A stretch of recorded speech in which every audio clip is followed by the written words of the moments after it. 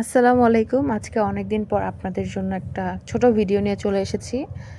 তো আজকে আমি পুডিং বানাচ্ছিলাম। তো আপনাদের সাথে এর জন্য শেয়ার করা। তো পুডিংয়ের জন্য আমি এখানে ডিম দিয়ে নিচ্ছি। একসাথে ব্লেন্ডার করে আমি পুডিংটা চুলায় বসিয়ে দিব। এটা আমার বাসায় একটা সবাই খেতে চাচ্ছিল, আর সাথে আমার একটা অর্ডারও ছিল। তো যার কারণে আমি একসাথে এই পুডিংটা বানিয়ে ফেলেছি। এখানে আমি 2টা পুডিং বানানোর মতো সরঞ্জাম নিয়েছি।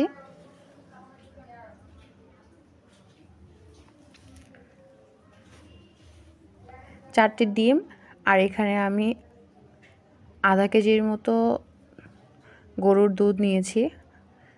1 কেজি দুধকে আপনারা টানিয়ে আর কি আধা কেজি দুধের মতো করে নেবেন। আর এখানে আমি 2 কাপ ভ্যানিলা এসেন্স দিয়ে নিচ্ছি।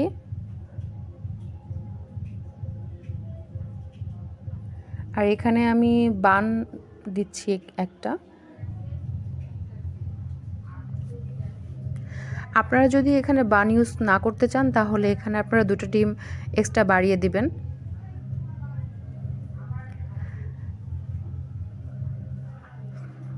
এখানে আপনারা পরিমাণ মতো চিনি দিয়ে নেবেন।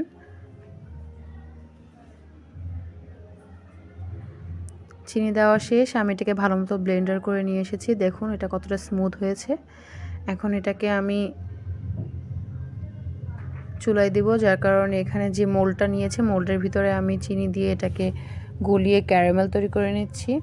আপনারা অবশ্যই চেষ্টা করবেন যেন ক্যারামেলটা বেশি একটা না পড়ে যায়। যদি বেশি পড়ে যায় ক্যারামেলটা তাহলে কিন্তু তেতো তেতো হয়ে যায়।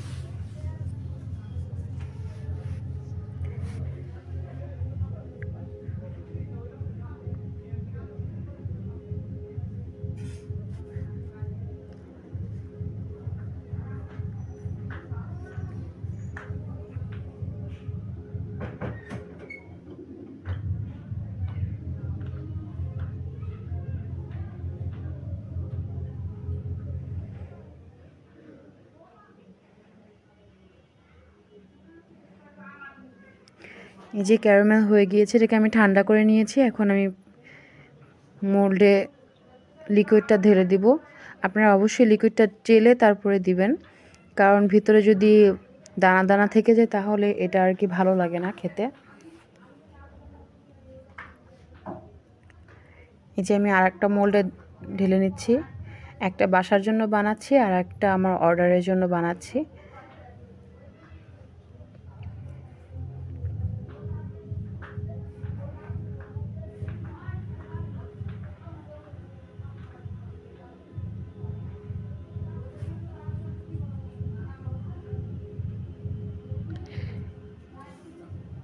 এখানে আমি পানি বসিয়ে দিয়েছি। এখন এটাতে আমি একটা ছোট নিচে একটা লোহার দিয়ে নিয়েছি যেন এটা উঁচু হয়ে থাকে। এটাকে বসিয়ে আমি এটাকে 30 মিনিটের মতো 30 মিনিট করে দেন আমি এটাকে ঠান্ডা করে সার্ভ করেছি, একটা পার্সেলের জন্য একটা বাসার জন্য। আল্লাহ হাফেজ।